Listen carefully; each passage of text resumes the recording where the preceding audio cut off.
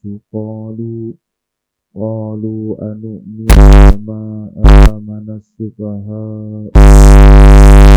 innahum humus sufaha walakin la ya'lamun. Sadaqallahul azim wallahu a'lam. Pertama-tama dan yang paling utama, mari sama-sama kita panjatkan puja-puji beserta syukur kepada Allah Subhanahu wa taala, yang mana alhamdulillah atas fadhil dan tanjiji hadis awal dari Allah Subhanahu wa taala, kita semua masih dipercaya untuk hidup di alam dunia, merasakan kenikmatan yang telah Allah berikan kepada kita, dari mulai nikmatnya iman, nikmatnya Islam, nikmatnya sehat walafiat. Semata-mata ini adalah karunia Allah yang layak, pantas dan patut untuk kita syukuri. Tak lupa salawat beserta salam semoga tetap dicurahlimpahkan ke hariban alam, yakni habibana wa nabiyana kanjeng Nabi Muhammad sallallahu alaihi wasallam. Tak lupa kepada keluarganya, sahabatnya, tabi'in, atba'u tabi'at.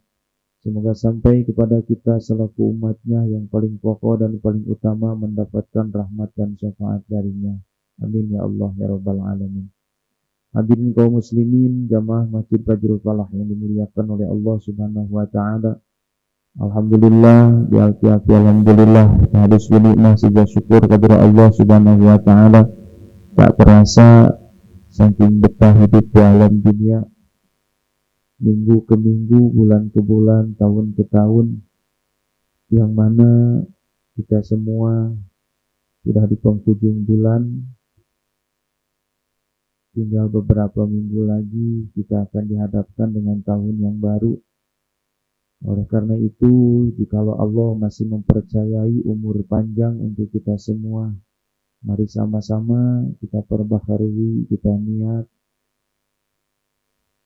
kita arruju, kita meminta ampun kepada Allah Subhanahu wa taala, karena tiada manusia yang bersih dan suci, semuanya pasti punya khilaf dan salah. Oleh karena itu, kita mulai detik ini, saat ini, mulai ini, kita beristighfar, taubat kepada Allah Subhanahu wa taala atas dosa tahun 2021 yang lalu sampai saat ini. Mungkin kalau kita hitung-hitung, dibanding-banding, tinimang taat kepada Allah, banyaknya maksiat kepada Allah. Namun apa daya, kita manusia biasa hanya bisa ikhtiar menjauhi dosa. Tapi jikalau kita tidak bisa menjauhi dosa, maka mari sama-sama kita bertobat kepada Allah Subhanahu wa taala. Hadirin kaum muslimin, jamaah Masjid Fajrul Falah yang dimuliakan oleh Allah Subhanahu wa taala, melanjutkan kajian atau bahasan yang 2 minggu yang lalu karena terselang oleh kitab Riyadhus Shalihin, yang mana masih tetap di surah Al-Baqarah. Sekarang ayatnya yaitu ayat 13 yang diawali dengan Bismillahirrahmanirrahim. Wa idza qila lahum aminu kama amanan nasu qalu anu'minu kama amanas sufaha'u ala innahum humus sufaha'u walakin la ya'lamun. Masih sambungan menceritakan 13 ayat, yaitu ciri-ciri orang yang munafik. Setelah kemarin kita tahu dan paham yang dimaksud dengan orang munafik itu, mereka jikalau dipertemukan dengan orang-orang yang beriman, maka mereka akan mengakui bahwa mereka itu beriman kepada Allah. Tapi jikalau mereka kembali kepada setan-setannya, kembali kepada majikannya, kembali kepada pemimpinnya, maka mereka akan berkata bahwa saya mengucapkan iman di depan orang-orang yang beriman itu bukan semata-mata saya beriman, tapi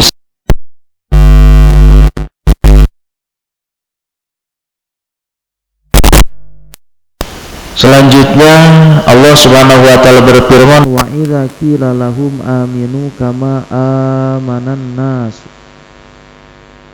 Dan apabila dikatakan lahum kepada orang-orang yang munafik. Ini Allah memerintahkan orang-orang yang munafik, aminu, berimanlah kalian wahai orang-orang munafik, kama amanan nasu, seperti berimannya para sahabat Nabi dari mulai Abu Bakar, Umar, Utsman, Ali, semuanya berawal dari orang-orang kafir, tidak belum masuk Islam.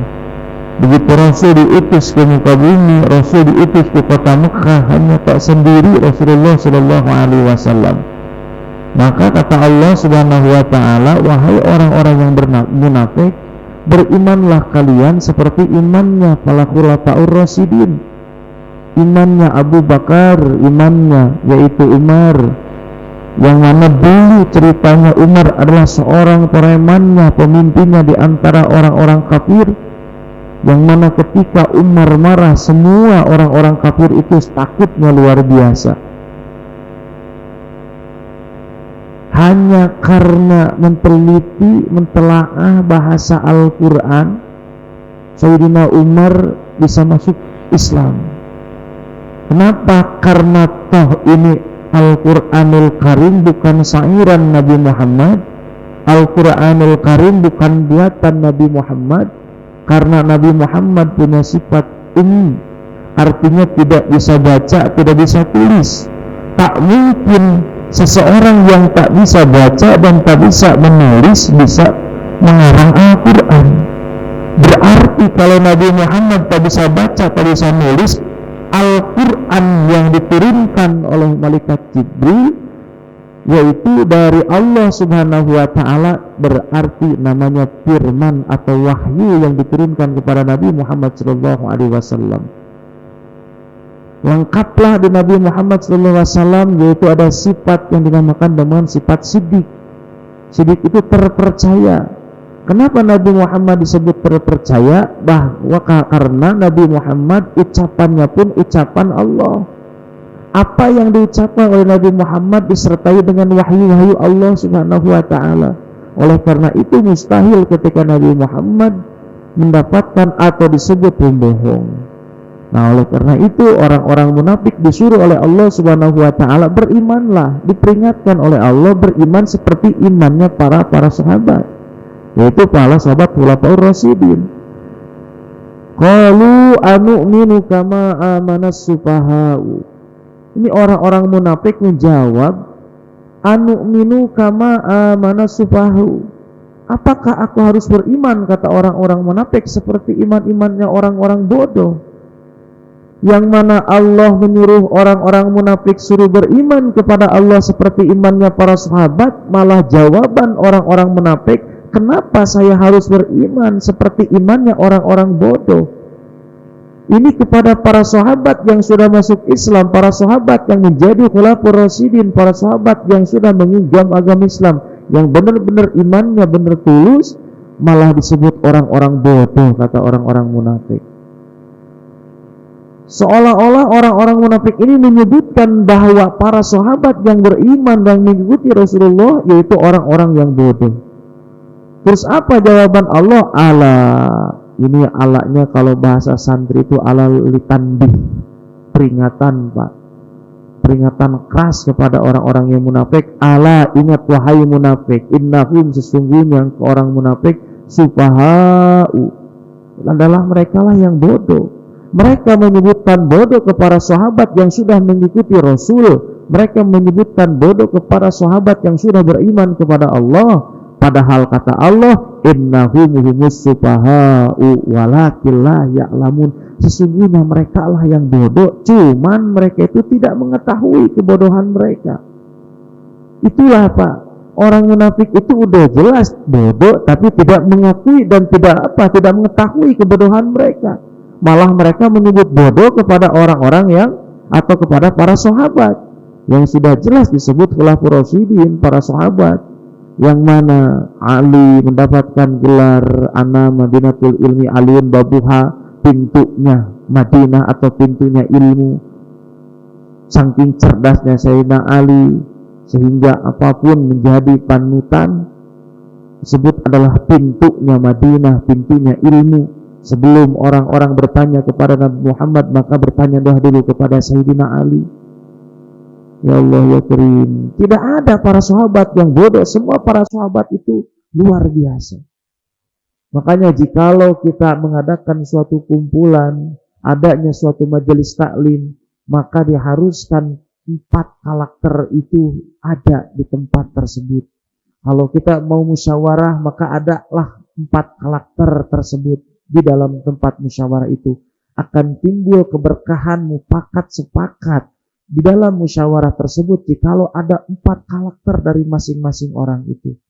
Siapa saja 4 karakter? Ketika kita mau mencetuskan suatu hukum, ingin rapat untuk keputusan masalah agama, maka satu, hadirkanlah sifat seperti Abu Bakar. Apa sifat Abu Bakar? Bijaksana dalam memilih dan memilah hukum, tidak pandang bulu atau tidak memilih, tidak berat sebelah. Siapa yang benar, siapa yang salah, maka Abu Bakarlah orang yang paling bijaksana. Ketika Nabi Muhammad SAW mengutuskan suatu hukum, maka Abu Bakarlah yang diajak.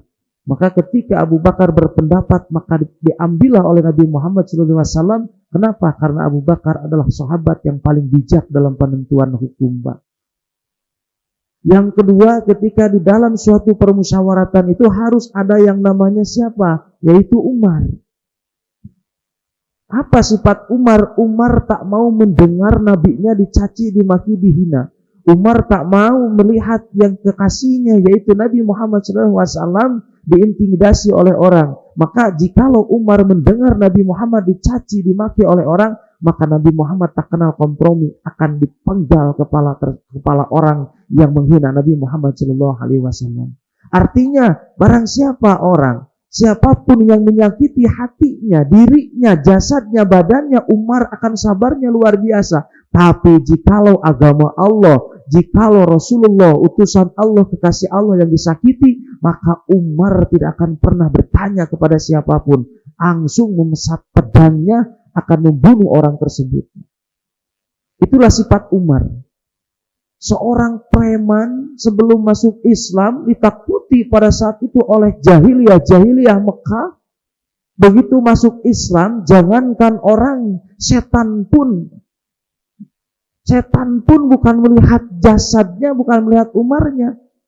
Bekas telapak kaki Umarnya saja setan sudah terbirit-birit takut oleh Sayyidina Umar. Maka ketika Sayyidina Umar mendengar nabinya ada yang menghina, maka tidak akan pernah berkompromi lagi, akan dibunuh oleh Sayyidina Umar. Nah, di dalam musyawarah harus diadakanlah yaitu seperti Umar. Yang ketiga, harus ada yang namanya Utsman. Kenapa? Apa sifat sahabat Utsman? Yaitu Sayyidina Utsman adalah sahabat yang ketiga dari sahabat Nabi Muhammad SAW di antara sahabat yang paling kaya. Maka kalau Nabi Muhammad SAW butuh finansial, maka yang dibawa rapat adalah siapa? Sayyidina Utsman. Ya, perusahaannya banyak, ternaknya banyak. Itulah seorang khalifah yang mana mencari kemuliaan dengan apa? Dengan berniaga, akhirnya bisa hartanya dipakai membantu Rasulullah SAW. Perlu dalam musyawarat dihadirkan kaum agnia yang mana maqamuddin bil mal. Berdirinya suatu agama adalah dengan harta. Bisanya terbentuk bangunan masjid ini karena ada finansial, karena ada harta, karena ada agnia, donatur yang ikhlas untuk membantu agama Allah Subhanahu wa taala. Itulah sifat Utsman. Yang ketiga, yang keempat harus diadakan dalam musyawarat itu yaitu seperti Sayyidina Ali.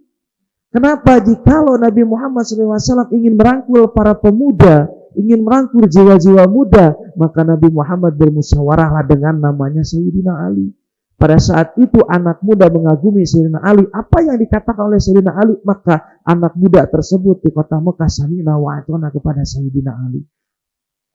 Seorang Nabi, pangkatnya yang sudah benar-benar dapat wahyu dari Allah Subhanahu wa taala, Padahal Nabi pun sanggup tanpa Umar, tanpa Utsman, tanpa Abu Bakar, tanpa Ali pun sanggup memutuskan suatu keputusan. Tapi disitulah yang namanya tata arama, menghargai seseorang, menghargai masyarakat, dikumpulkanlah dari 4 karakter itu. Dari 4 tersebut dipintailah pendapatnya sesuai dengan karakter, kebutuhan, kemampuan orang tersebut. Kalau yang kurang finansial kita berbicara dengan Sayyidina Utsman. Kalau misalnya kita butuh masalah hukum penentuan mana yang terbaik, maka diambillah Abu Bakar. Kalau butuh untuk keamanan, maka dicarilah yang namanya Sayyidina Umar. Kalau butuh merangkul anak muda untuk tenaga, maka dirangkullah Sayyidina Ali. Maka akan lancar suatu urusan, apapun itu urusan rencananya, kalau sudah ada kumpul 4 sifat tersebut.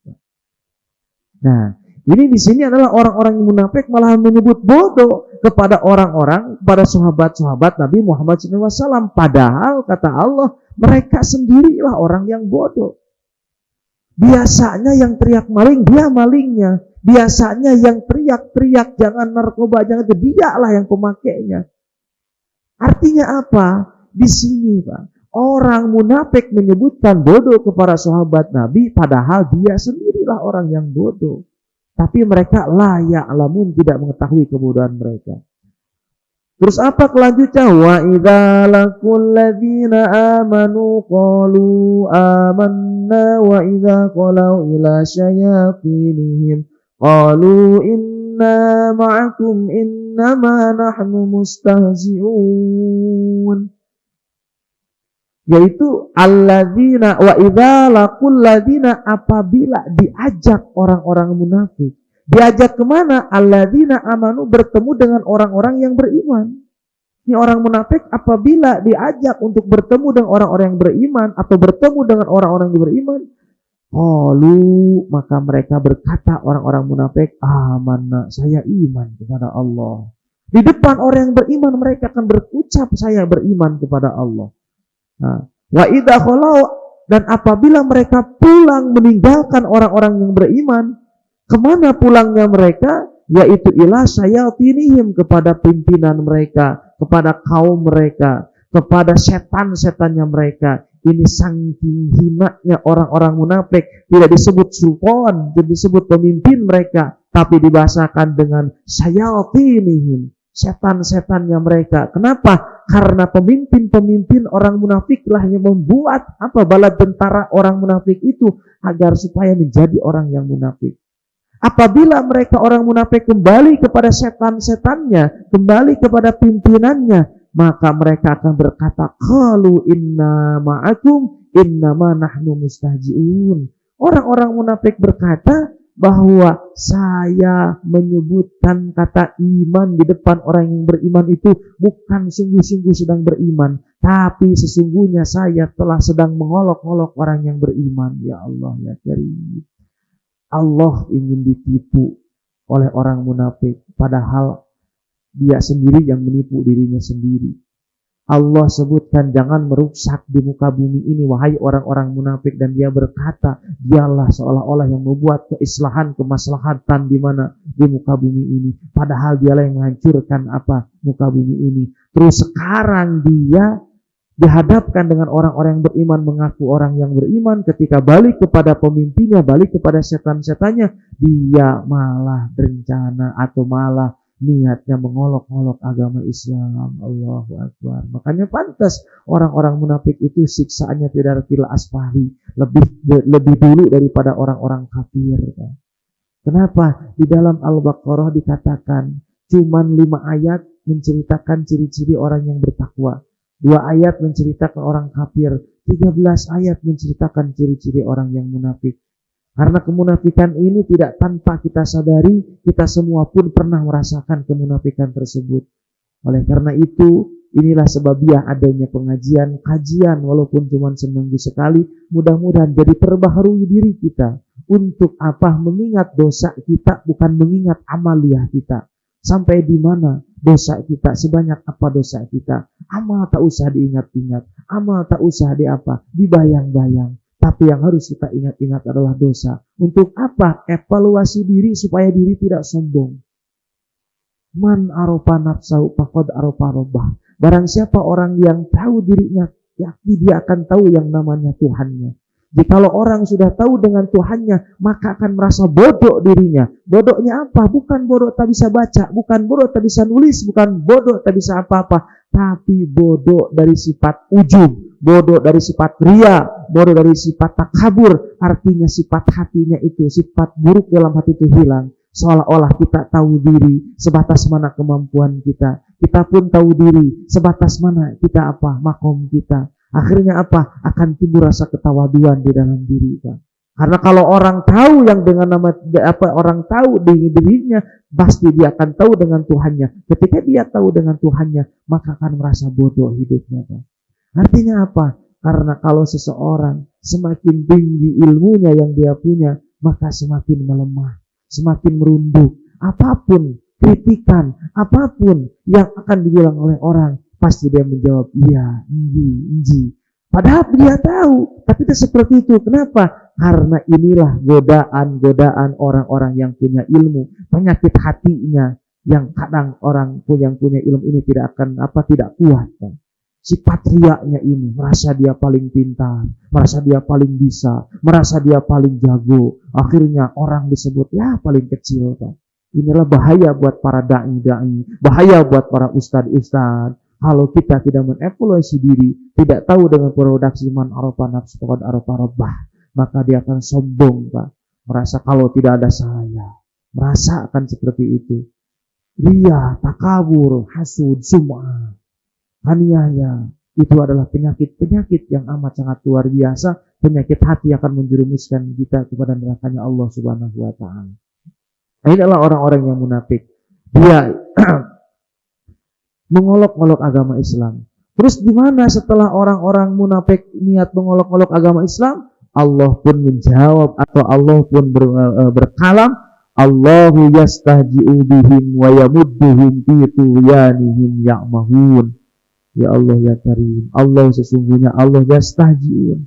Yaitu telah mengolok-olok siapa? Telah mengolok-olok orang yang munafik.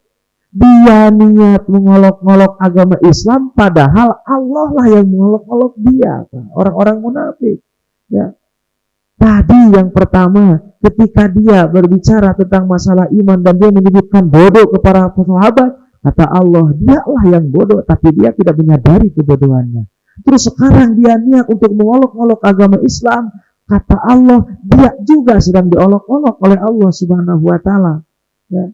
Wa yamudduhum fid tughyanihim ya'mahun. Lalu Allah biarkan terumbang-ambing dalam kesesatannya, terumbang-ambing dalam kesesarannya. Allah membiarkan orang munafik itu terumbang-ambing dalam arti apa? Mencari kebenaran, mencari, tapi tidak akan pernah bertemu.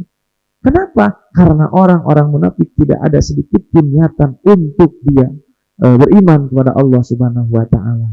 Karena setiap orang yang punya muka dua pasti datang ke kaum anu akan berbicara menghabis-baguskan kaum tersebut. Ketika dia lepas dari kaum tersebut datang ke kaum anu, dia akan menjelek-jelekan kaum anu lagi. Artinya apa? Kalau bahasa pewayangan menjadi sangkuni, pengadu domba. Itulah orang-orang yang munafik. Diumbang-ambingkan oleh Allah Subhanahu wa Ta'ala dalam kesesaran. Nah, terus ulaika alladzina istawul dhalalata bil huda fama rabihat tijaratuhum wa ma kanu muhtadin. Ya Allah ya Karim, Pak. Orang-orang itu alladzina, yaitu orang-orang yang sedang menukarkan dolalah. Dolalah itu apa? Keburukan. Bil huda dengan petunjuk, Pak. Ya. Kegelapan mau ditukarkan dengan petunjuk. Seolah-olah seperti itu. Dia berbicara iman depan orang yang beriman, seolah-olah dia ingin menukarkan yang namanya keburukan dengan petunjuk. Seolah-olah dia ingin diakui di depan orang yang beriman bahwa dia sebagai orang yang beriman. Tapi kembali kepada kaumnya, kepada setan-setannya mereka malah mengolok-olok agama Islam. Ibarat kata mereka orang munafik ketika duduk dengan orang yang beriman, mereka sedang memegang yang namanya huda, petunjuk. Tapi ketika balik kepada kaumnya, mereka ibarat kata sedang ada di posisi dolalah. Artinya apa? Dia menukarkan yang namanya keburukan, kejahatan dengan yang namanya petunjuk. Lalu apa ketika orang munafik niatnya seperti itu? Dia menukarkan yang namanya dolalah dengan yang namanya petunjuk. Fama robihat tijaratuhum wa ma kanu muhtadin. Allahu Akbar. Tidak akan pernah beruntung dan tidak akan pernah untung. Yang namanya mereka menukarkan kejahatan atau menukarkan dolalah dengan yang namanya petunjuk. Jual beli mereka itu tidak akan pernah ada untungnya. Wa ma kanu muhtadun. Ya Allah ya Karim. Yang mana mereka ini tidak akan ada kemuliaan di hadapan Allah Subhanahu wa taala. Hadirin jamaah Masjid Baitul Falah yang dimuliakan oleh Allah Subhanahu wa taala. Mungkin di dalam kehidupan kita sehari-hari, dalam pertama kita balik dulu umur 15 tahun sampai sekarang ini, kalau kita pikir banyak sifat-sifat munafik di dalam diri kita. Mari sama-sama kita akui. Biar apa? Semakin mengakui kesalahan, semakin rendah hati kita, semakin dicaci, dihina, direndahkan oleh orang lain, menjadi motivasi agar kita menjadi mengevaluasi diri kita. Karena apa? Karena sifat manusia itu disanjung tidak akan pernah kuat, dicaci, dimaki juga begitu pula tidak akan pernah kuat. Tapi lebih baik kita dicaci, dimaki, tapi bisa menjadi evaluasi diri, ketimbang kita disanjung menjadi terbang akhirnya lupa kepada Sang Rabbul Ijati. Kenapa? Iblis pun, yang mana iblis taatnya tidak akan pernah diragukan lagi. Yang namanya iblis ilmunya tidak pernah diragukan lagi. Iblis ibadahnya tidak akan pernah diragukan lagi. Cuman satu salah iblis. Apa? Yaitu merasa dirinya lebih hebat dibanding Adam. Itulah salah satu iblis. Allah laknat sampai sekarang. Iblis akan menjadi penghuni nerakanya Allah Subhanahu wa taala. Kita yang tiap detik, tiap saat, tiap waktu, karena sombong itu tanpa kita sadari, ya Allah, ya Rabbana, ya Rabbuna. Tanpa kita sadari, bahkan dalam satu hari, satu malam, satu kali 24 jam. Kalau kita hitung-hitung, ya Allah, ya Karim, dapat gelar dikit, wah saya. Dapat apa ini dikit, wah saya. Kenapa? Karena godaan setan yang paling banyak itu, yang pertama, kepada orang-orang yang mendapatkan gelar. Gelar dengan ilmunya. Para da'i, para ustadz, para kiai, para ulama, para pejabat, para pemimpin, walaupun cuma sedikit pun, misalnya di PRT-an, di PRW-an, bahkan memimpin organisasi, bahkan memimpin yayasan, memimpin anu, hati-hati. Umar ketika diangkat menjadi khalifah, bahasa Umar, inna lillahi wa inna ilaihi roji'un.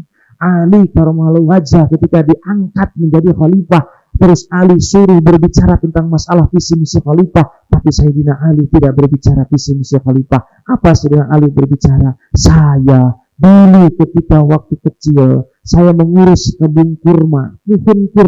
Dari hasil mengurus kebun kurma saya dari kakek saya dikasih 3 butir kurma, lalu saya makan 3 butir kurma itu. Wassalam. Sayyidina Ali begitu.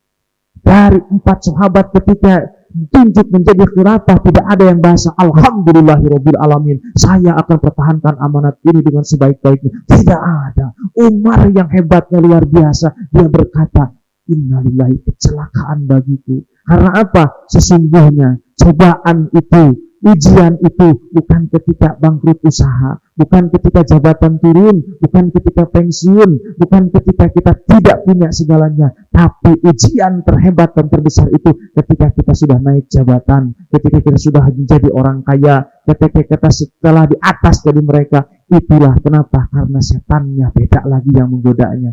Kemarin kita menjadi rakyat jelata mah cuma setan yang abal-abal kalau biasa. Tapi ketika kita sudah naik sultan-sultannya setan, bisa jadi setan yang dulu ketika menggoda Nabi Adam akan hadir menggoda kita, Pak. Semakin berat ujiannya, semakin berat ujiannya. Nah ini Pak, hati-hati. Kenapa? Karena sesuatu amanah yang emban itu adalah sesuatu yang luar biasa. Luar biasa, tanggung jawabnya luar biasa, Pak. Jikalau kita merasa mampu, maka barengilah dengan ketawaduan, dengan ilmu. Karena dasar ketika ingin mengetahui yang namanya Allah itu dasarnya dengan ilmunya Allah Subhanahu wa taala. Intinya, jikalau kita belum bisa bertemu atau mengenal Allah, carilah orang-orang yang bisa atau yang sudah bertemu atau kenal dengan Allah. Jikalau kita belum sampai kepada Allah, maka dekatilah orang-orang yang sudah sampai kepada Allah Subhanahu wa taala. Artinya apa? Walaupun kita menjadi penaik tapi dibawa ke surga mah jadi apa-apa. Walaupun kita dilempar, walaupun ke surga mah jadi apa-apa. Artinya apa? Ayo sama-sama biar sifat kemunafikan ini tidak selalu hadir dalam diri kita. Ketika walaupun ada khilafan rasa kemunafikan timbul dalam diri kita, sama-sama kita ikhtiar beristighfar kepada Allah Subhanahu wa taala, karena tidak ada yang namanya dosa yang tidak Allah ampuni, pasti Allah ampuni. Oleh karena itu, hadirin kaum muslimin, jamaah Masjid Badrul Falah yang dimuliakan oleh Allah Subhanahu wa taala, tak terasa mungkin saudara-saudara kita yang yang sekarang kena musibah, ya Allah ya Karim, boro-boro bisa pengajian kayak seperti ini, mereka mikirin rumah, mikirin tempat, mikirin ya susah, sampai saat ini belum bisa apa-apa. Kita mah